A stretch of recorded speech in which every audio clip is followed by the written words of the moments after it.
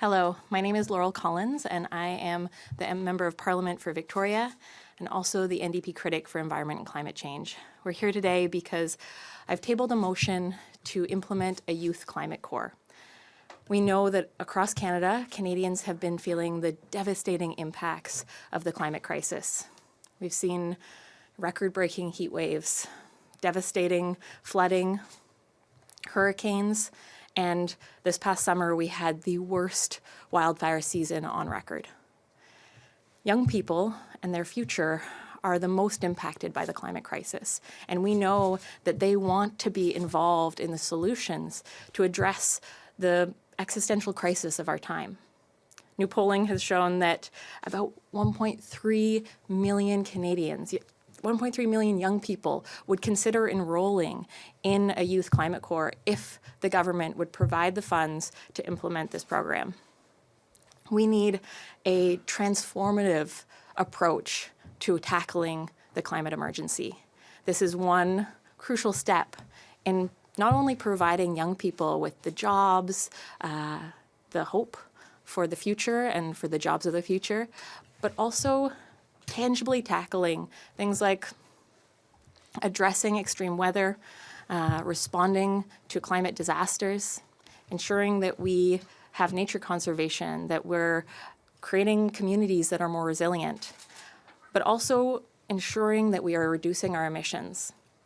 Jobs could include things like retrofitting buildings. It could be someone who wants to go out and restore wetlands. It could be installing solar panels or ensuring that our infrastructure is ready for the coming changes. I'm so excited to be here, joined by Bushra Asghar from the Climate Emergency Unit. So many Canadians have been pushing for a youth climate corps, and I'm going to pass it over to Bushra. Thank you so much, Laurel, for having me here today. As Laurel said, I'm Bushra, and I'm the Toronto Youth Climate Corps organizer. Since September, we've been mobilizing communities in the Greater Toronto Area and to fight and demand for a federally funded youth climate corps. Last week, we hand-delivered over 600 personalized mock cover applications from young people to Minister Ian and Minister Freeland. These mock cover letters were applications for a non-existent youth climate corps. The Youth Climate Corps, as we envision it, would be a 2-year federally funded job training program that young people could attend and get skills training to do low-carbon climate adaptation and mitigation work in their communities and across the country. Participants would engage in meaningful work, managing forests, reducing wildfire risks, responding to climate disasters, but also building new climate infrastructure, whether that's a high-speed rail or building retrofits. It could also be any kind of low-carbon care work, such as supporting folks during a heat dome or an evacuation because of wildfires. To be clear, we're not really asking for a new nonprofit that's focused on youth programs. That would be too small. And at the Climate Emergency Unit, we believe that to deal with the climate crisis, we really have to look at responses with the speed and scale that the crisis is in the shape of. And so what we're envisioning is a program that is led by the government, the federal government, that is open to anyone under 35 and is able, where like the only minimum quota is basically the desire to sign on, and the government trains the individuals.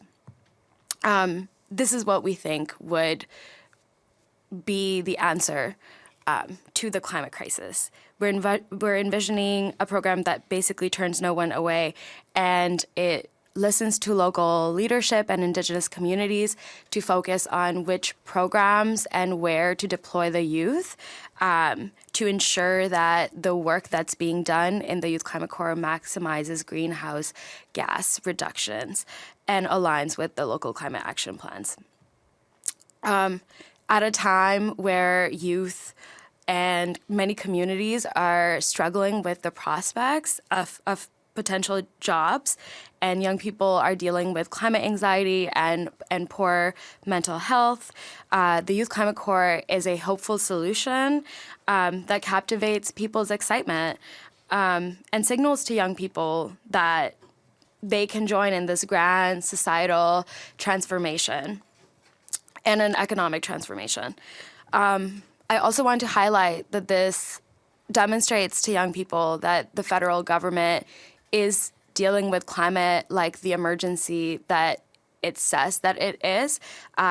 We've had the federal government declare climate as an emergency, but all we've seen are incremental measures being implemented. If the government allocates the $1 billion needed to kickstart a Youth Climate Corps, it would demonstrate that this is what it takes to win, and we are in an emergency. It would create a new institution like a Youth Climate Corps, which would be a public program that would help rapidly decarbonize, electrify, and secure well-paying jobs.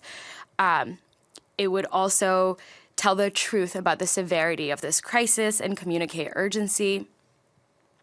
It would not leave anyone behind, especially young people, and uphold Indigenous rights and leadership as essential components to winning in the climate crisis.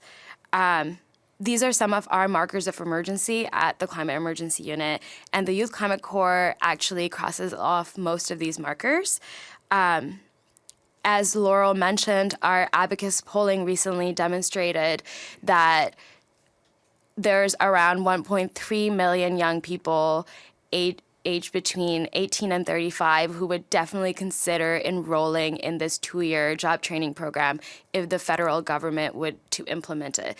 That is exactly the type of mobilization we require in order to deal with the crisis at hand. As young people were demanding this, especially as our lives are at the precipice of compounding crises, with skyrocketing rents, dealing with an affordability crisis, with thousands of dollars in student debt and wage stagnation, youth isolation, the climate crisis, a Youth Climate Corps would be a counteroffer to all of these.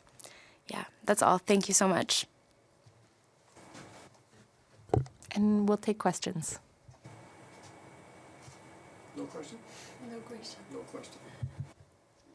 If you wish to add something, we still have time, please. When I was teaching at the University of Victoria, I had a young student come up to me at kind of one of the breakout groups in the class, and she had tears in her eyes, and she asked me, how am I supposed to study? How am I supposed to work on these issues academically when it feels like my future is burning? We sat down and we talked a little bit about climate grief, and we talked about the importance of engaging and mobilizing. But young people across our country are feeling this. They are feeling the anxiety that comes with living in a time of climate emergency. And this is a program that can give them hope. It can give them a path forward to engage, but it is also a tangible way for us to reduce our emissions, to make our communities more resilient, and to deal with the aftermath of devastating climate events. I urge the Prime Minister to implement a Youth Climate Corps as a core component of tackling the climate crisis at the scale and with the urgency that matches it. Thank you so much.